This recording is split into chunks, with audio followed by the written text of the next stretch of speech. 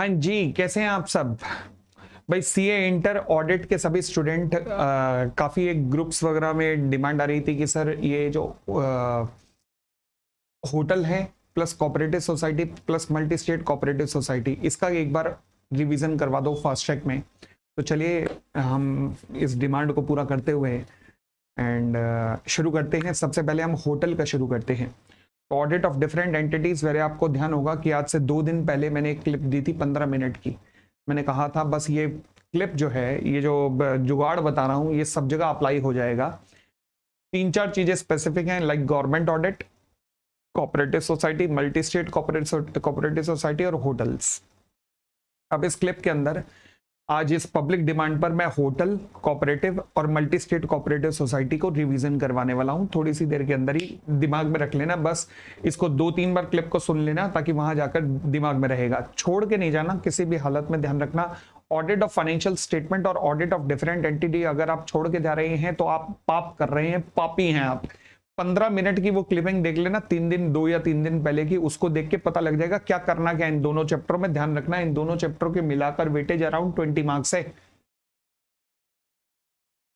छोड़ने की सोचनी भी नहीं है।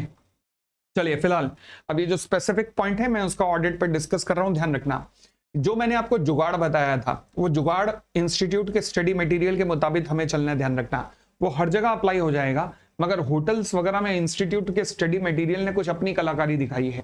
अब वो जो कलाकारी दिखाई है, मुझे उसके हिसाब से ही अपनी कलाकारी को चेंज करना पड़ेगा। सबसे पहले होटल में जो सबसे बड़ा समस्या इन्होंने लिखी है वो है इंटरनल कंट्रोल के। Internal control in the sense, internal control देखो, सबसे बड़ी समस्या जो होटल में होती है वो है चोरी चपाटी की। फॉर एग्जांपल मान लीजिए 4th फ्लोर पे 10 इस टाइम आपके टूरिस्ट आए हुए हैं।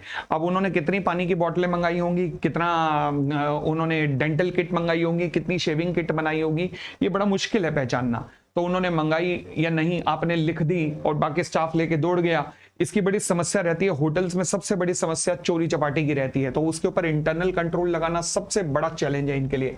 तो पिल्फरिंग, चोरी सबसे ग्रेटेस्ट प्रॉब्लम होगी, कीवर्ड मार्क कर रहा हूं।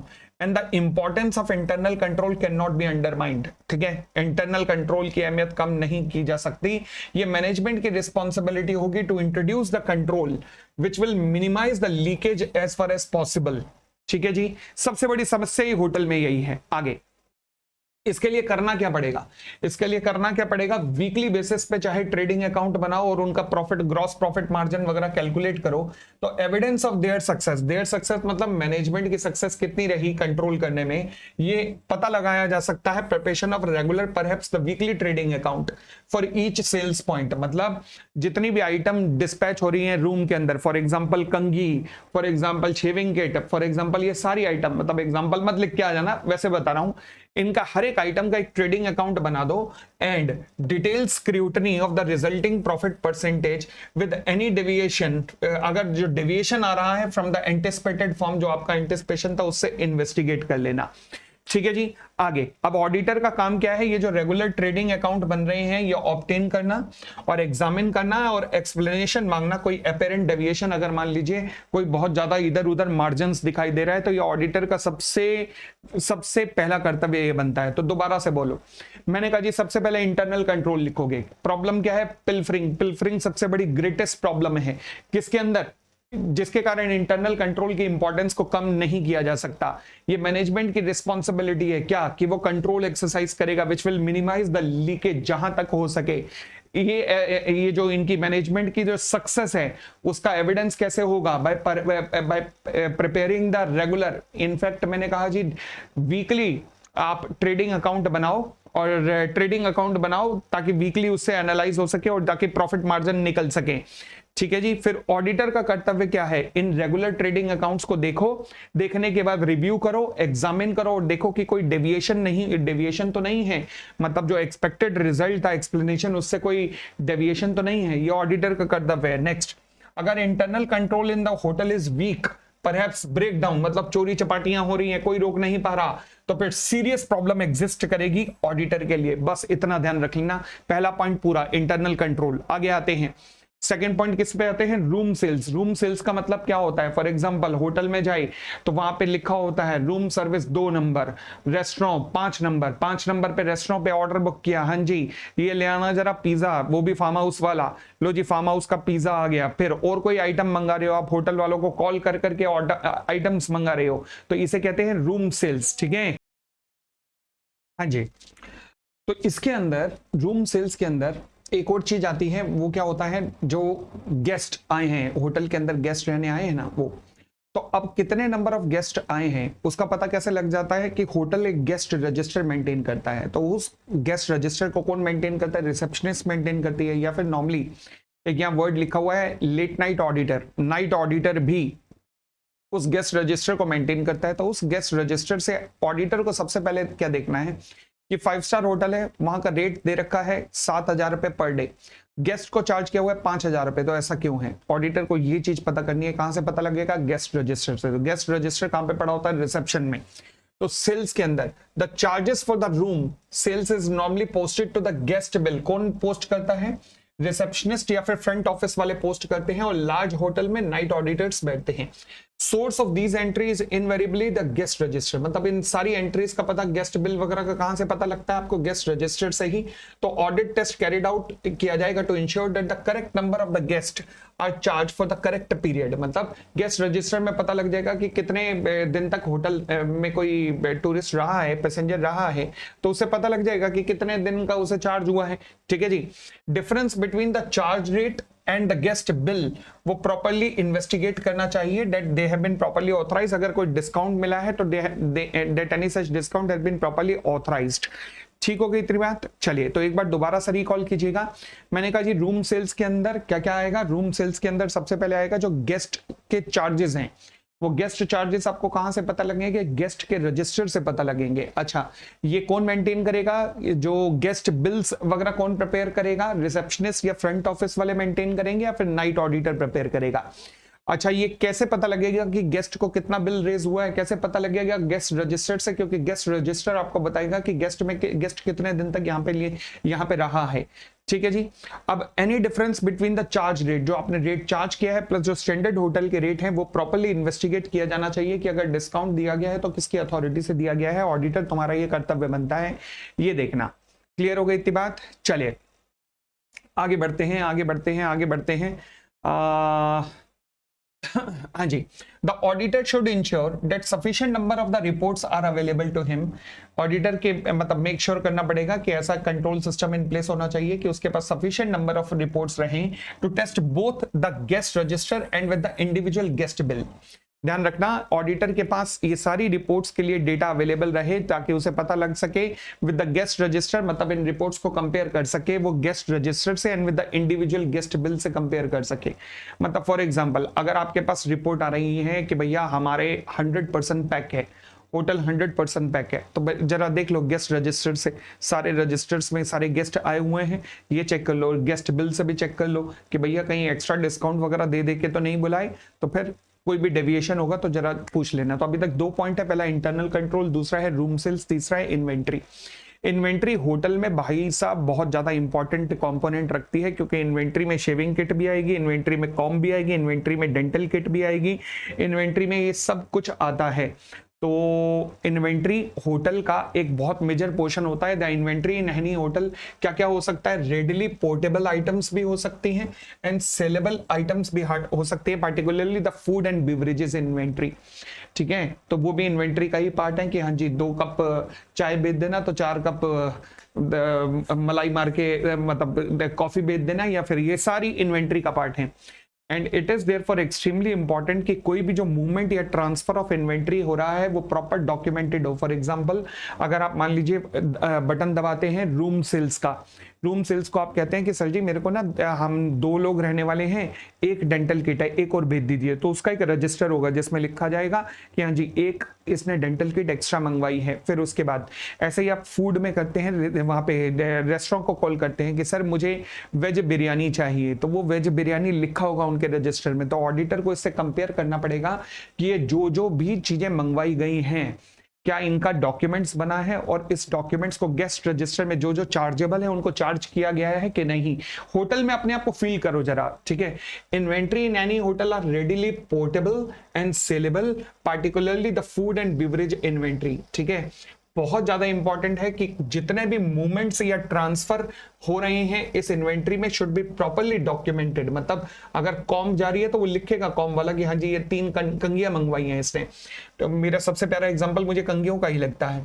To enable the control to be exercise over each stores area and sales point, हाँ जी ऑडिटर को कैरी आउट करने पड़ेंगे टेस्ट कि क्या ये डॉक्यूमेंटेशन प्रॉपर है कि नहीं, मतलब ये सारी जगह डॉक्यूमेंटेशन प्रॉपर हुआ है कि नहीं। ऑडिटर को इसलिए प्रॉपर टेस्ट देखना पड़ेगा, मतलब करना पड़ेगा। आगे बढ़े। दूसरी बात, area where the large quantities of the inventory are held should be kept locked. Auditor को ये भी मेक श्योर करना पड़ेगा कि जो भी इन्वेंट्री है वो प्रॉपर लॉक्ड होना चाहिए। पूरा गोडाउन, मतलब हर फ्लोर पे अलग अलग इन्वेंट्री का स्टोर होता है इनके पास, हर होटल के पास, तो फिर वो प्रॉपरली लॉक्ड होना चाहिए। और जो कीज जो हैं should be retained by the departmental manager, की केवल एक ट्रस्टेड पर्सन को ही रिलीज की जाएगी और अनऑथराइज पर्सन उस स्टोर में नहीं अलाउ होगा, आना जाना उसका अलाउ नहीं होगा। और हाँ जी, फिर उसके बाद ये भी पॉइंट लिखना है यहाँ पर कि कई होटल के पास अपने स्पेशलाइज्ड वैल्यूअर होते हैं। ये प्रोफेशनल वैल्यूअर क्या करते हैं, इन्वेंट्री की काउंटिंग डेली बेसिस पे या वीकली बेसिस पे या हर 2-3 दिन बाद करते रहते हैं। ओके, एंड फिर इस बैलेंस शीट की फिगर को वो इन्वेंट्री की फिगर को बैलेंस शीट में भी लगातार चढ़ाते रहते हैं। आगे आगे आगे, हाँ, although such valuer are independent of the audit client, it is important कि auditor satisfy करेगा कि amount included for such inventory are reasonable. Okay, and इसके लिए ऑडिटर क्या कर सकता है, फिजिकल काउंटिंग ऑफ इन्वेंट्री खुद भी कैरी ऑन कर सकता है। चलो जी, थर्ड पॉइंट एक बार दोबारा से रिकॉल करना। थर्ड पॉइंट क्या है, इन्वेंट्री। मैंने कहा जी क्या क्या हो सकता है इन्वेंट्री में, readily portable and saleable item. Keyword readily portable and saleable item, particularly इसमें क्या क्या आता है, फूड आइटम्स आती हैं। ओके, जो भी मूवमेंट हो रहे हैं, जो भी ट्रांसफर हो रहे हैं इन इन्वेंट्री के, वो प्रॉपरली डॉक्यूमेंटेड होना चाहिए। ऑडिटर कैरी आउट करेगा टेस्ट की ये डॉक्यूमेंटेशन प्रॉपर है कि नहीं है। कंगियां गई हैं, पानी की बोतलें गई हैं, फूड गया है, प्रॉपरली डॉक्यूमेंटेड होना चाहिए। जहां पर भी लार्ज क्वांटिटी ऑफ इन्वेंट्री रखी जाएगी उसको प्रॉपरली आपको लॉक करना पड़ेगा कि किसी ऑथराइज ऑफिशियल के पास रखनी पड़ेगी। कोई भी अनऑथराइज ऑफिशियल को अलाउ एंट्री नहीं की जाएगी। उसके बाद कई होटलों के पास स्पेसिफाइड वैल्यूअर, इंडिपेंडेंट वैल्यूअर होते हैं जो कि इन्वेंट्री का रेगुलर वैल्यूएशन करते रहते हैं। उसके बाद in order to satisfy, auditor क्या करेगा, खुद भी कई बार जाकर इन्वेंट्री का वैल्यूएशन करेगा, फिजिकल इन्वेंट्री का वैल्यूएशन करेगा to carry out the respective test. ठीक है जी, ये हमारा कौन सा पॉइंट हुआ, ये हमारा पॉइंट हुआ थर्ड। सेकंड था रूम सेल्स, गेस्ट सेल्स। पहला पॉइंट था इंटरनल कंट्रोल। फोर्थ पॉइंट पे आते हैं फिक्स एसेट्स। हाँ जी, फिक्स एसेट्स के बारे में चर्चा करते हैं। होटल के फिक्स एसेट्स, ध्यान रखना यहां पर कीवर्ड फिक्स एसेट्स में क्या है कि जो पॉलिसी है, अकाउंटिंग पॉलिसी फिक्स एसेट्स की ऑफ द इंडिविजुअल होटल, वो लाइकली टू बी डिफर, मतलब वो डिफर हो सकती है। दोबारा बोलता हूं, accounting policy for the fix assets of the individual hotels वो डिफर हो सकती है, अलग अलग होटल टू होटल डिपेंड करेगा। बट मैनी होटल में कुछ क्वाजी फिक्स एसेट्स रहती हैं, ये कीवर्ड ध्यान रखना। क्वाजी फिक्स एसेट्स मतलब जो इन्वेंट्री में भी काउंट हो सकती हैं, जो फिक्स एसेट्स में भी काउंट हो सकती हैं। फॉर एग्जांपल बर्तन, वो भी किसके, सोने चांदी के, सोने चांदी के महंगे महंगे बर्तन। ठीक है, तो देयर में be a confusion between the inventory item and similar assets. कुछ होटल्स उन्हें एसेट्स मान सकते हैं, कुछ होटल्स उन्हें इन्वेंट्री मान सकते हैं। ठीक है जी, तो ये जरूरी होगा देखना कि होटल की डेफिनेशन ऑफ इन्वेंट्री क्या है, एंड ऑडिटर को उसी हिसाब से चलना पड़ेगा कि जो डेफिनेशन उन्होंने इन्वेंट्री की दे रखी है अपनी टर्म्स, अपनी पॉलिसीज में, उसी के अनुसार उसका क्लासिफिकेशन होना चाहिए। इन्वेंट्री में तो इन्वेंट्री, नहीं तो फिर आपको फिक्स एसेट्स में देखना पड़ेगा। फिर आता है कैजुअल लेबर। कैजुअल लेबर भी बहुत इंपॉर्टेंट पॉइंट है। वो कैसे, देखो जी, ऑब्वियसली सैटरडे संडे के दिन होटल में पीक पे होते हैं कस्टमर्स, तो वहां पर एक्स्ट्रा आते हैं, कॉलेज वगैरह से स्टूडेंट्स वगैरह आते हैं जो कैजुअल लेबर के रूप में उस दिन काम करते हैं स्पेसिफाइड। तो इसलिए hotel trade operate to a very large extent on the casual labour. ये होटल का ऑपरेशन ही ऐसा है records maintain of the wages payment are frequently inadequate, casual labour को कितनी पेमेंट की, रिकॉर्ड्स एडिक्वेट नहीं होते, तो ऑडिटर को इंश्योर करना पड़ेगा कि calculation on this account does not take place by suggesting the proper control to the management. मतलब ऑडिटर शैल मेक श्योर कि there should be a proper system in place for this. Heading ध्यान रखना, पहला heading क्या था, दोबारा से पहला हेडिंग क्या था आपका, इंटरनल कंट्रोल, दूसरा हेडिंग रूम सेल्स, तीसरा हेडिंग क्या था आपका, तीसरा heading inventory, fourth fixed assets, fifth casual labour. बस ये 5 हेडिंग ध्यान रखना। फिर आता है अदर पॉइंट्स। अदर पॉइंट्स के अंदर अब आप अपने यहां पर पॉइंट्स थोड़े बहुत बना के लिख सकते हो, और कैसे कैसे लिख सकते हो। फॉर एग्जांपल अब जरा होटल बिजनेस को थोड़ा दिमाग में लाओ, क्या हो सकता है। अब ये जो अदर पॉइंट है ना, थोड़ा सा आप अपनी लैंग्वेज में भी बना के रख सकते हो। वैसे होटल के बिजनेस को ध्यान रखो। मुझे एक बात बताओ, जब भी आप कभी होटल वगैरह की बुकिंग कराते हो बाहर जाते हुए, तो क्या खुद होटल की वेबसाइट पे जाते हो या किसी ट्रेवल एजेंट लाइक मेक माई ट्रिप वगैरह या booking.com के थ्रू कराते हो, ट्रेवल एजेंट वगैरह के थ्रू कराते होगे, तो फिर इसका मतलब होटल का उनके साथ कोई अरेंजमेंट होता है, तो ऑडिटर को कुछ अरेंजमेंट देखना पड़ेगा। दूसरी बात ये ऐसा होता है कि ये मेक माई ट्रिप को अभी आपने पेमेंट दे दी, वो होटल को पहुंचाते हैं लास्ट में, जिस दिन आप पहुंचते हो ना उस दिन पहुंचाते हैं, तो फिर क्रेडिट टर्म्स देख लेना।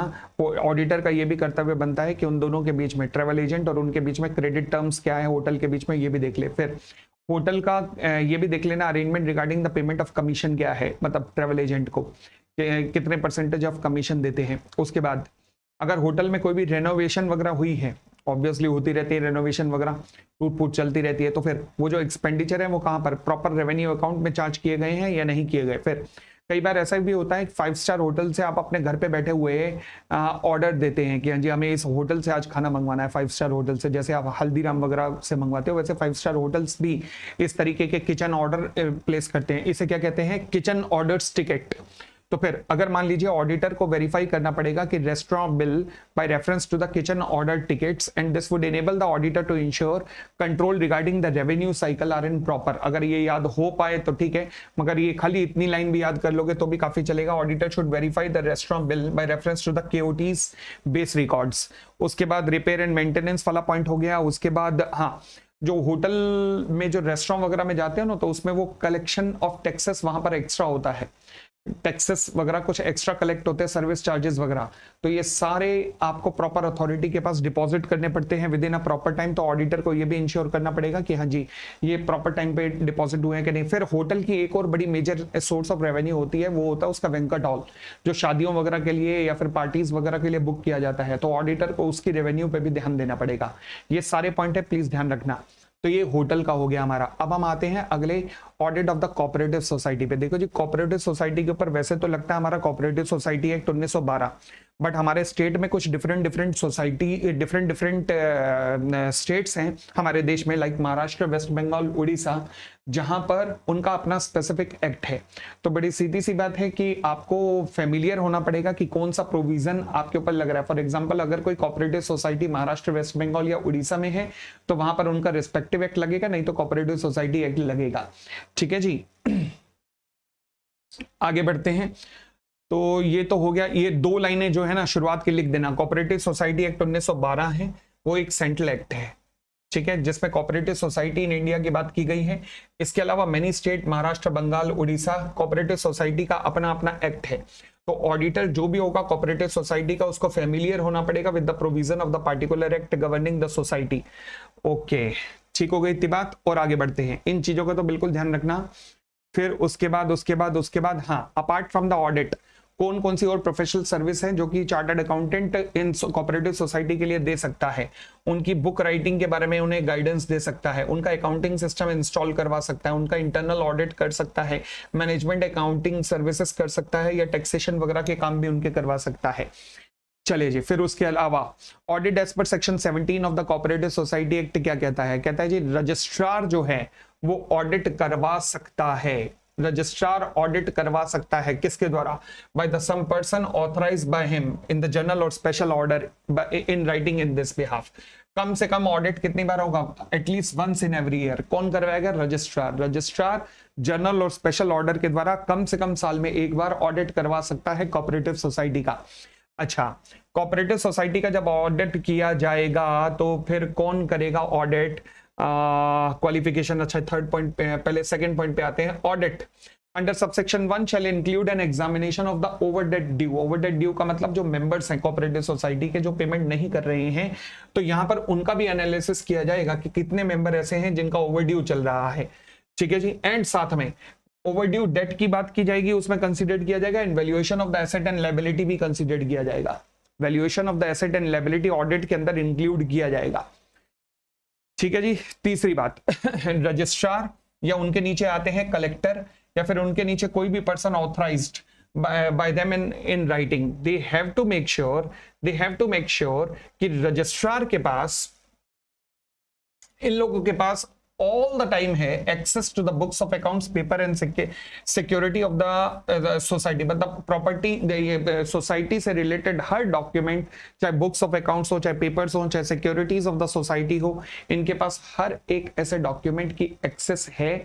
और कोई भी इंफॉर्मेशन या एक्सप्लेनेशन अगर इन्हें सोसाइटी से चाहिए तो ये कभी भी मंगा सकते हैं। लो जी, 3 चीजों का ध्यान रखना है। Section 17 of the cooperative society act क्या कहता है? रजिस्ट्रार ऑडिट करवा सकता है by authorising some person in this behalf. Order pass कर सकता है, जनरल ऑर्डर सभी के लिए या फिर स्पेसिफिक ऑर्डर किसी और पार्टिकुलर कोऑपरेटिव सोसाइटी के लिए। ऑडिट करवाया जाएगा कम से कम एक बार। इस ऑडिट के अंदर 2 चीजें कंसीडर की जाएंगी। पहला, एसेट एंड लायबिलिटी पे चर्चा जरूर होगी और ओवरड्यू डेट जो है उनके ऊपर जरूर ध्यान दिया जाएगा, इट शैल इंक्लूड। फिर तीसरा, रजिस्ट्रार या कलेक्टर या फिर कोई और person authorise by them in this behalf, उनके पास एक्सेस रहेगा to all the books, papers, securities of the society, and they are entitled to ask for any information or explanation from the cooperative society, ठीक है जी। आगे फिर audit से related कुछ और पॉइंट कोऑपरेटिव सोसाइटी में जो ध्यान देने वाले हैं। पहला, qualification of auditor. Sir qualification तो चार्टर्ड अकाउंटेंट होती है, बट यहां पर ध्यान रखना, ऑडिटर तो है, चार्टर्ड अकाउंटेंट तो है, बट वो भी ऑडिट कर सकता है। But some of the state cooperative act, जैसे Maharashtra, Orissa, Bengal, they have permitted a person holding a government diploma in the cooperative accounts or in the corporation and accountancy field, diploma अगर accountancy में है, and also a person who has served as an auditor in the cooperative department of the government, उसको भी allow कर देते हैं ये audit करने के लिए। कुछ state cooperative societies act Maharashtra, Bengal वगैरह के ये अलाउ कर। तो दोबारा से रिकॉल कीजिएगा, क्वालिफिकेशन ऑफ द ऑडिटर, पहली बात तो चार्टर्ड अकाउंटेंट होना चाहिए, मगर some of the state cooperative society, ध्यान रखना, ये अलाउ करती हैं कि ऑडिट में be permitted by a person having diploma. Diploma किस चीज में? In accountancy, diploma in cooperative accounts, diploma in cooperative account हो गया, अकाउंटेंसी हो गया, and also a person who has worked as an auditor in the cooperative department of the government, ठीक है। तो इनके पास एलिजिबिलिटी होगी। सब second point, appointment of the auditor. हाँ जी, अपॉइंटमेंट कौन करेगा? Registrar of the cooperative society करेंगे। And the registrar so and the auditor जो है वो अपनी रिपोर्ट किसको देगा? ऑब्वियसली जिसने अपॉइंट किया रजिस्ट्रार को, एंड साथ में सोसाइटी को भी। तो यानी कि 2 लोगों को रिपोर्ट सबमिट होगी। तो ऑडिट फीस कौन पेबल करेगा? सोसाइटी के द्वारा पेबल होगी, ठीक है जी। Books, accounts and other record of the cooperative society, तो स्टेट गवर्नमेंट रिस्पेक्टिव अपने अपने लिए रूल्स बना सकती है। यूपी के लिए अलग रूल है, हरियाणा के लिए अलग रूल्स हैं। रेस्ट्रिक्शन ऑन शेयर होल्डिंग, ध्यान रखना ये पॉइंट रेलेवेंट है काफी। रेस्ट्रिक्शन ऑन शेयर होल्डिंग, देखो जी, सोसाइटी के केस में जहां liability of the member limited होती है, हर मेंबर की लायबिलिटी लिमिटेड होती है कोऑपरेटिव सोसाइटी में, जस्ट एज अ कंपनी ये कॉन्सेप्ट इनके लगता है। तो कोई भी member, no member of the society other than the registered society, ध्यान रखना, no member of the society other than the registered society can hold such a portion of the share capital of the society as would exceed a maximum of 20% of the total number of shares of the society or the value of 1000 rupees। मतलब देखो जी, registered society के अलावा no member of society other than the registered society, मतलब registered society को छोड़ दो, बाकी सोसाइटियों में कोई भी मेंबर होल्ड नहीं कर सकता कितनी capital? maximum of 20% of the total number of the shares of the cooperative society or a face value of ₹1000, दोनों में से जो भी मैक्सिमम होगा उससे ज्यादा होल्ड नहीं कर सकते। तो दोबारा एक बार रिकॉल करो, सोसाइटी के केस में, अदर देन रजिस्टर्ड सोसाइटी के केस में, कोई भी मेंबर होल्ड नहीं कर सकता कितना 20% ऑफ द टोटल शेयर्स और face value of ₹1000 which ever is in दोनों में से जो भी मैक्सिमम होगा उससे एक्सीडिंग आप होल्ड नहीं कर सकते कोई भी इकलौता मेंबर, ठीक है। तो auditor of the cooperative society को इस प्रोविजंस का ध्यान देना पड़ेगा कि कहीं इस प्रोविजन का ब्रीच तो नहीं हुआ, उसे ये इंश्योर करना पड़ेगा।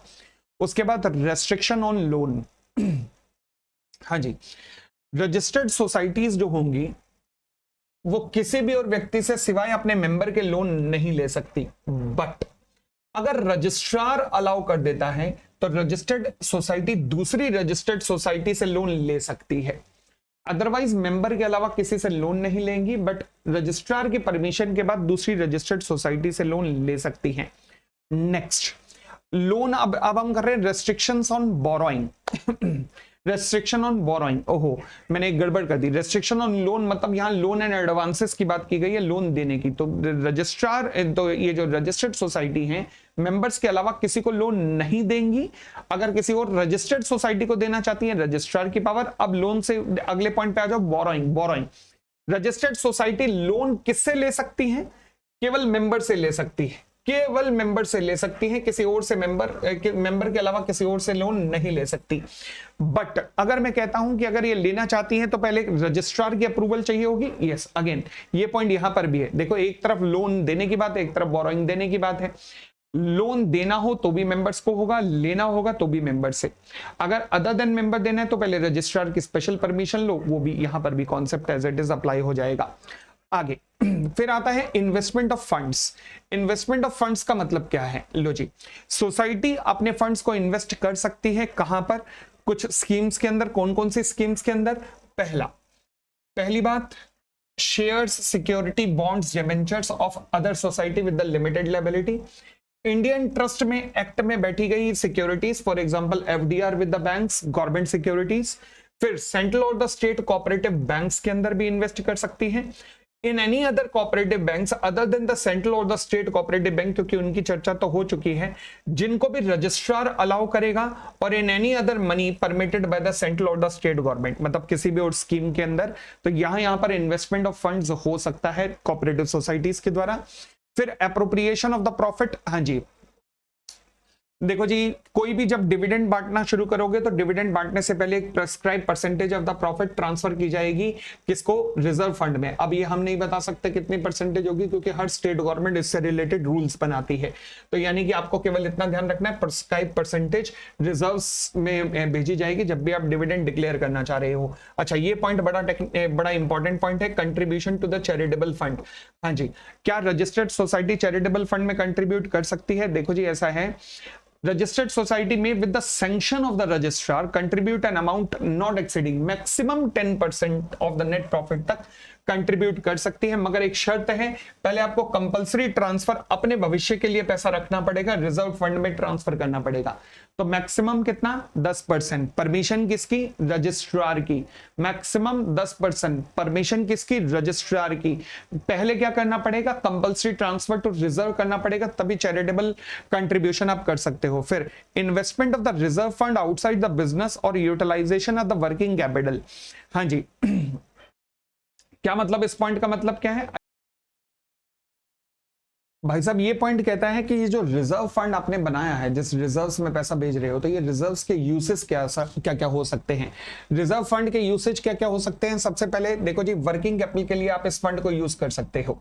दूसरी बात, इन्वेस्ट कर सकते हो, जहां जहां पर ये एक्ट अलाउ करेगा वहां पर इन्वेस्ट कर सकते हो। तीसरा, जो आपका ऑब्जेक्ट है for some public purpose likely to promote the object of the society, वहां पर भी यूज कर सकते हो। प्लस ऑडिटर को मेक श्योर करना पड़ेगा कि इस कानून का स्ट्रिक्ट कंप्लायंस हो रहा है कि नहीं, यानी कि स्टेट एक्ट और रूल्स का, जो स्टेट ने रूल्स बनाए हैं उनका कंप्लायंस हो रहा है कि नहीं।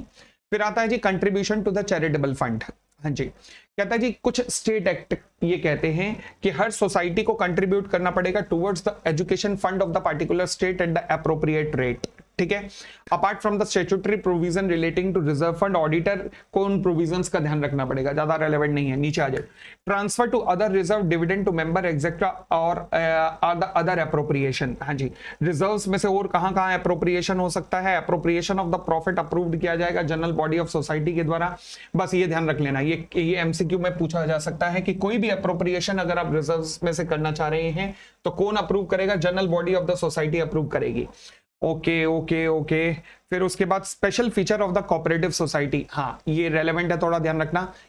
Special features of the cooperative society cooperative society के जब ऑडिट में जाओगे तो फिर ऑडिटर को कौन कौन से स्पेशल फीचर्स को ध्यान रखना पड़ेगा? जो भी ओवरड्यू डेट है for a period from 6 month to 5 years and more than 5 years will have to be classified, मतलब उनका एजिंग करना पड़ेगा। 6 महीने से लेकर 5 साल और 5 साल से ऊपर के जो ओवरड्यू हैं, and shall have to be reported, और इनकी रिपोर्टिंग की जाएगी किसके द्वारा? ऑडिटर के द्वारा। ठीक हो गई इतनी बात। दूसरी बात, ऑडिटर को यह भी मेक श्योर करना पड़ेगा कि जो भी डाउटफुल डेटा है उनका प्रॉपर प्रोविजंस किया जा रहा है कि नहीं। ये special point to be considered while doing an audit of the cooperative society है। फिर ओवरड्यू इंटरेस्ट की बात करते हैं, ध्यान रखना। ओवरड्यू इंटरेस्ट मतलब जो ओवरड्यू हो चुका है पीरियड, अगर डेट कोई ओवरड्यू हो चुका है तो उस पे जो इंटरेस्ट है, मैंने बैंक ऑडिट में भी बताया था कि वो कभी भी आपके इंटरेस्ट इनकम का पार्ट नहीं बनना चाहिए, और अगर बन गया है तो उसे हटाओ। तो यहां पर भी कोऑपरेटिव सोसाइटी में जो ओवरड्यू का इंटरेस्ट है अगर आपने अपनी इनकम में ले लिया है तो उसे हटाओ, उसे एक सेपरेट रिजर्व फंड के अंदर क्रेडिट कर सकते हो, कोई दिक्कत नहीं। जब तक वो रिकवर नहीं होगा तब तक आपकी इनकम नहीं है, यही बैंक ऑडिट में भी समझाया था। तो overdue interest should be excluded from the interest outstanding and accrued due while calculating the profit, यानी कि अपनी इनकम में से एक्सक्लूड कर देना जो भी आपकी इंटरेस्ट आउटस्टैंडिंग एंड एक्रूड है। ऑब्वियसली ओवरड्यू है मतलब मिला तो नहीं है, तो आपने आउटस्टैंडिंग तो ले लिया होगा एक्रूअल बेसिस पे, उसे हटा देना। Overdue interest is interest accrued और accruing in the account the amount of which the principal is overdue. मतलब ओवरड्यू इंटरेस्ट क्या होता है?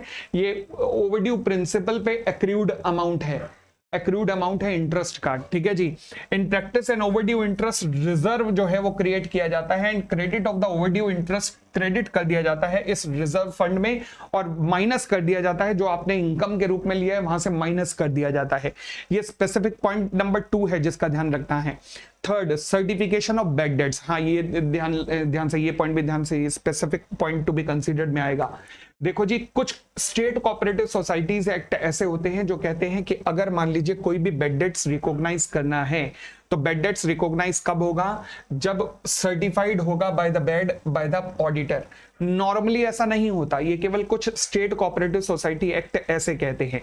नॉर्मली क्या होता है, अगर मान लीजिए कोई स्टेट कोऑपरेटिव सोसाइटी एक्ट में ऐसी रिक्वायरमेंट अवेलेबल नहीं है तो मैनेजमेंट कमेटी जो है वो ऑथराइज करती है कि कौन सा डेट राइट ऑफ होना चाहिए, ठीक है जी। Valuation of the asset and liability, again auditor को मेक श्योर करना पड़ेगा fixed asset shall be valued at cost less depreciation provision, तो डेप्रिसिएशन का प्रोविजन एडिक्वेट है, ये मेक श्योर करना पड़ेगा। यहां कोई दिक्कत नहीं है, बड़ा सिंपल सा है। हाँ जी, करंट एसेट्स का वैल्यूएशन कैसे होना चाहिए? कॉस्ट और market price which ever is lower. अच्छा, और हाँ, कोई भी इंसिडेंटल एक्सपेंसेस जो कि एसेट को एक्वायर्ड होने में खर्च हुए हैं या फिर उसके इंस्टॉलेशन पे खर्च हुए हैं, उनका कैपिटलाइजेशन होना चाहिए नॉर्मली। हाँ जी, यही तो होता है, कोई नई बात थोड़े ना। यहाँ पर लायबिलिटीज के बारे में अपना देखना पड़ेगा कि कौन कौन सी लायबिलिटीज जो हैं, known liability are brought into the accounts, वो अकाउंट्स में शो की जा रही है। इसके अलावा contingent liability notes to accounts के द्वारा आ रही है कि नहीं। उसके बाद adherence to the cooperative principle. हाँ जी, कोऑपरेटिव प्रिंसिपल क्या होता है? मतलब सारे मिलकर काम करेंगे, जो भी प्रॉफिट होगा उसे आपस में बांट लेंगे। ओके, चलिए, तो फिर ऑडिटर को यह सर्टेन करना पड़ेगा कि जो object of the cooperative society था, मतलब मिडलमैन को हटाएंगे, आपस में खुद मार्केटिंग करेंगे और जो भी प्रॉफिट होगा वो आपस में बांट लेंगे। वो जो इनका object of the cooperative society था वो किस हद तक अचीव किया गया है। फिर ऑडिटर को यह भी देखना पड़ेगा, हेडिंग बस ध्यान रखना, ऑब्जर्वेशन, इस एक्ट का या जो रूल्स बनाए गए हैं उनका पालन हुआ है या नहीं। फिर verification of the members register and examination of their passbook, passbook से सब कुछ पता लग जाएगा। पासबुक देखने से कोऑपरेटिव सोसाइटी की कि किस किस को लोन दिया गया है, कितनी रीपेमेंट हुई है, ये सब कुछ पता लग जाएगा। और जो बैलेंस कंफर्मेशन जो बैलेंस शीट में लास्ट में आ रही है ना लोन्स एंड एडवांसेस में, वो भी बैलेंस कंफर्म हो जाएंगे। तो इसलिए verification of the members register.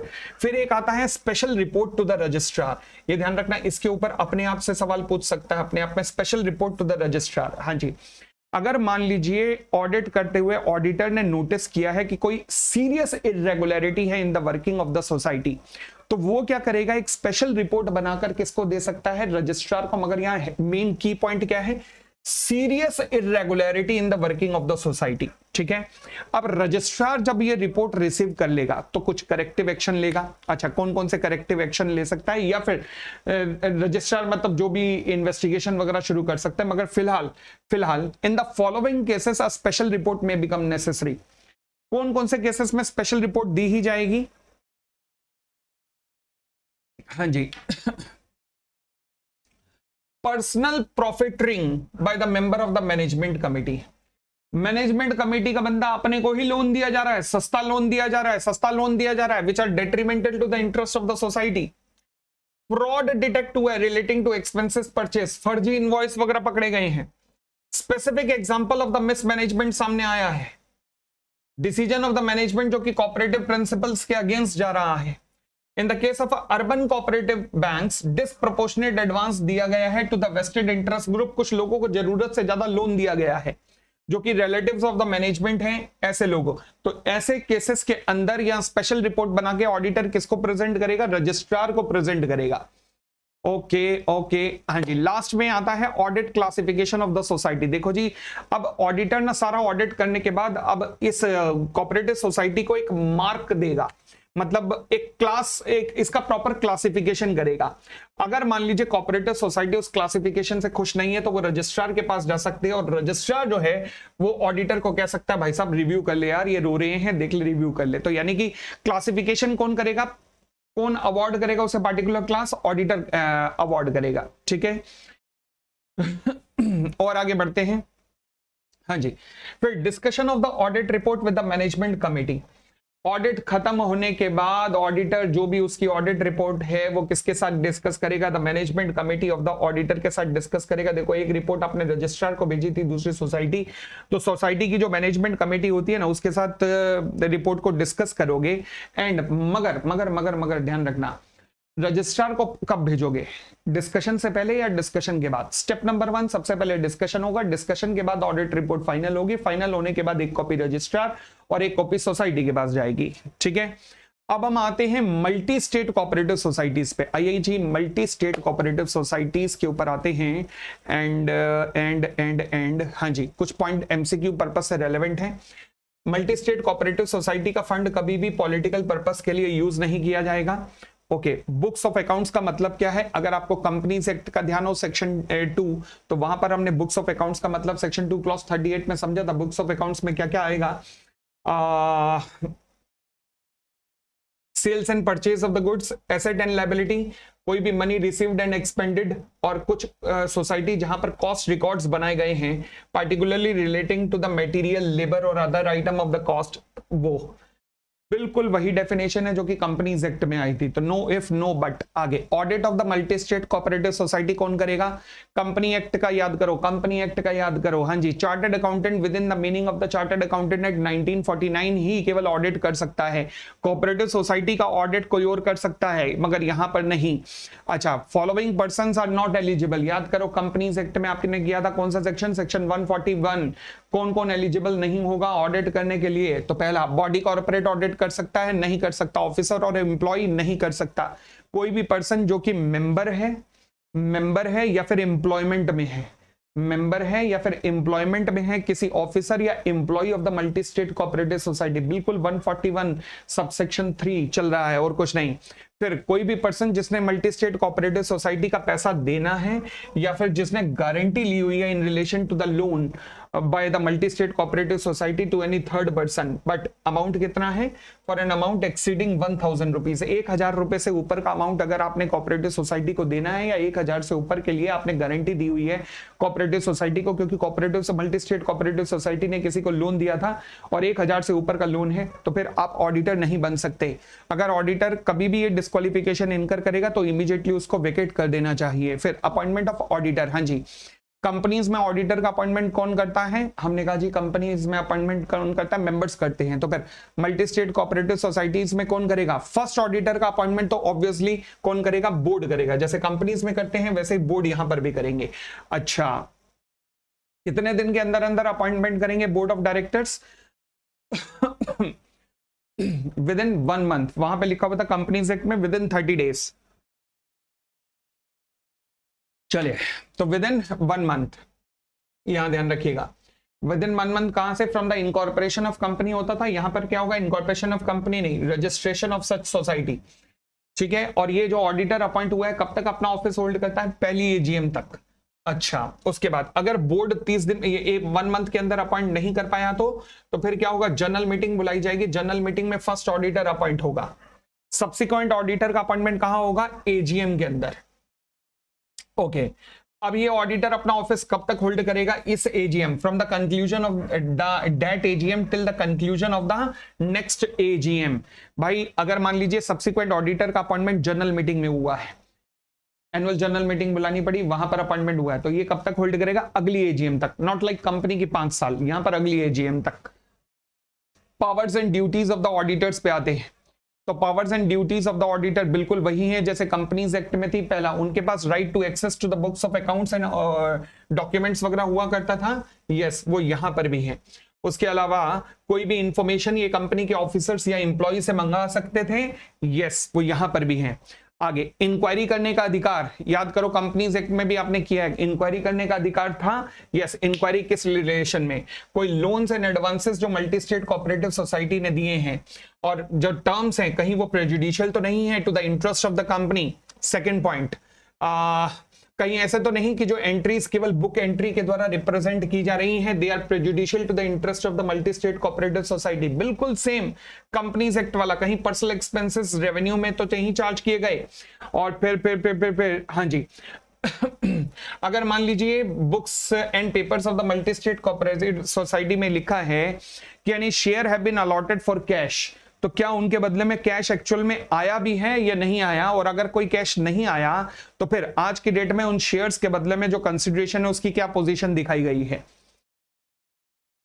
ये हो गया इंक्वायरी का पॉइंट, मोर और लेस सेम है जैसे कंपनीज एक्ट में था। फिर उसके बाद content of the auditors report, लो जी ऑडिट रिपोर्ट में क्या क्या आता है? 143 सबसेक्शन 3 ऑलमोस्ट वही का वही है, एक बार फटाफट गो थ्रू कर सकते हो और कुछ नहीं। जो 143 सबसेक्शन 3 आपने रिपोर्ट के अंदर ऑडिट रिपोर्ट का टॉपिक पढ़ा था।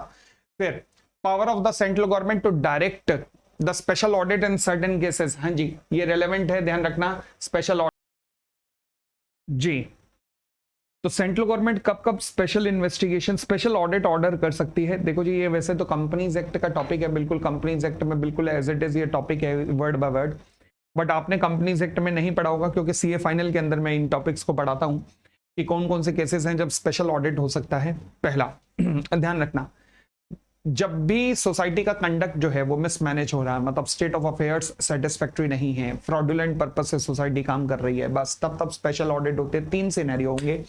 पहला scenario, affairs of multi state cooperative society prudent commercial practices से नहीं चल रहा है। प्रूडेंट कमर्शियल प्रैक्टिसेस का मतलब है, से फॉर एग्जांपल मान लीजिए 50 रुपए की चीज जो तुम्हें खरीद आ रही है वो तुम मार्केट में 35 रुपए में बेच रहे हो 35 रुपीज में, ऐसी की तैसी। फिर कोऑपरेटिव प्रिंसिपल पे भी नहीं चल रहा, मतलब जो आ रहा है पैसा वो लपेट रहे हैं बड़े बड़े लोग, बांट नहीं रहे आपस में।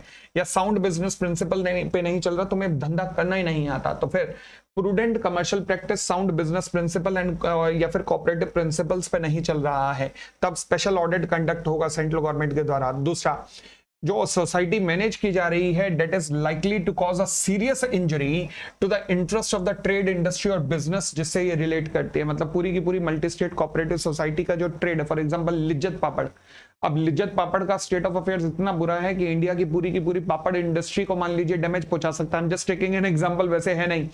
अमूल आजकल वो कोऑपरेटिव सोसाइटी नहीं, प्रोड्यूसर कंपनी में कन्वर्ट हो चुकी है, मगर पहले थी। मान लीजिए अमूल के मक्खन के अंदर मान लीजिए कीड़े निकल रहे हैं, तो फिर पूरे का पूरा इंडिया का बटर इंडस्ट्री जो है वो प्रभावित हो सकती है, मिल्क इंडस्ट्री प्रभावित हो सकती है। ठीक है, तो ये निकले नहीं है, मैं जस्ट टेकिंग एन एग्जांपल कि पूरी की पूरी इंडस्ट्री को आपकी हरकत नुकसान पहुंचा सकती है। और the financials of position of the multi state cooperative society ऐसी है कि जो उसकी सॉल्वेंसी के ऊपर खतरा है, मतलब कभी भी इंसॉल्वेंट हो सकते हैं।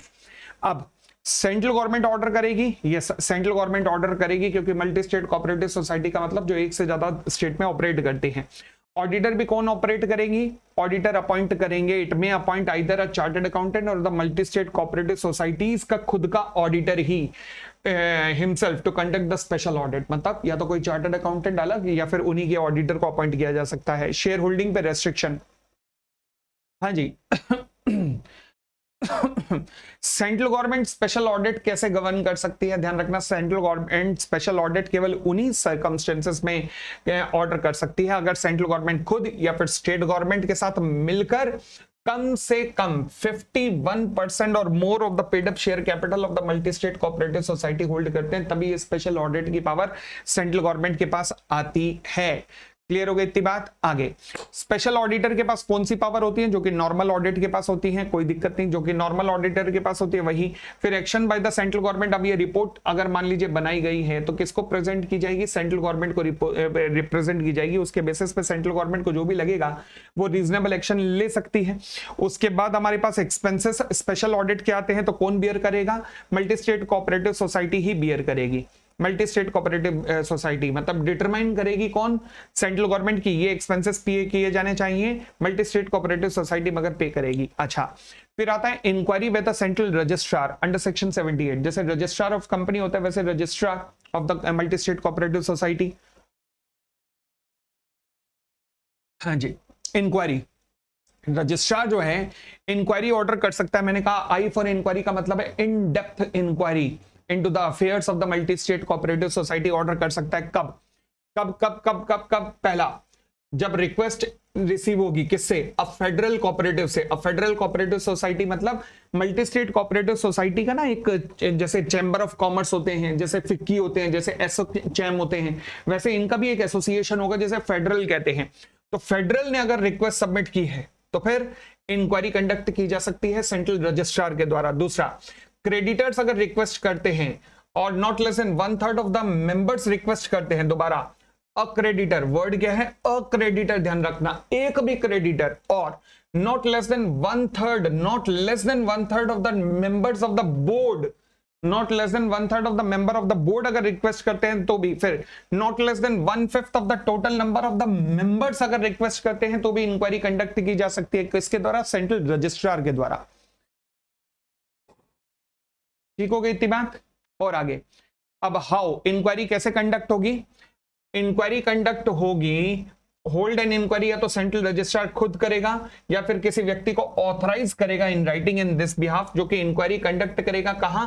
मल्टी स्टेट कोऑपरेटिव सोसाइटी के कॉन्स्टिट्यूशन पे भी इंक्वायरी की आप उसके अनुसार चल रहे हैं कि नहीं, उसकी वर्किंग एंड फाइनेंशियल कंडीशन पे भी इंक्वायरी कंडक्ट की जा सकती है। उसके बाद अपॉर्चुनिटी ऑफ बीइंग हर्ड, मतलब किसी को पेल रहे हो पकड़ के तो उसको सुनवाई का मौका तो दे दो। तो फिर कहते हैं however before holding such inquiry 15 दिन का नोटिस देना जरूरी है मल्टी स्टेट कोऑपरेटिव सोसाइटी को, ताकि वो अपना व्यू, अपना जो भी रिप्लाई है उसे तैयार कर सकें। अच्छा, फिर हाँ, पावर्स गिवन सेंट्रल रजिस्ट्रार और द पर्सन ऑथराइज्ड जो भी इंक्वायरी के लिए गया है, they shall have the following powers. हाँ जी, पहली पावर क्या रहेगी? पहली बात, भाई साहब इंक्वायरी तो तब करोगे, पहली बात आपके पास एक्सेस का अधिकार होना चाहिए। तो इसका मतलब उनके पास अधिकार होगा access to the books of accounts, documents वगैरह, इन सबको इंस्पेक्ट करने का अधिकार होगा। फिर वो किसी भी officers of the multi state cooperative society से क्या कर सकते हैं? कोई भी इंफॉर्मेशन या एक्सप्लेनेशन वगैरह भी मांग सकते हैं, किसी भी ऑफिसर्स को समन कर सकते हैं, और जिसको भी नॉलेज होगी affairs of the cooperative society की उसको बुला सकते हैं। एंड उसका एग्जामिनेशन कर सकते हैं शपथ दिलवा के कि जो कहेगा सच कहे से बात कुछ नहीं कहेगा। ये सारी पावर किसके पास है? सेंट्रल रजिस्ट्रार या फिर उनके द्वारा अपॉइंट किए गए किसी ऑफिसर के अंदर। आगे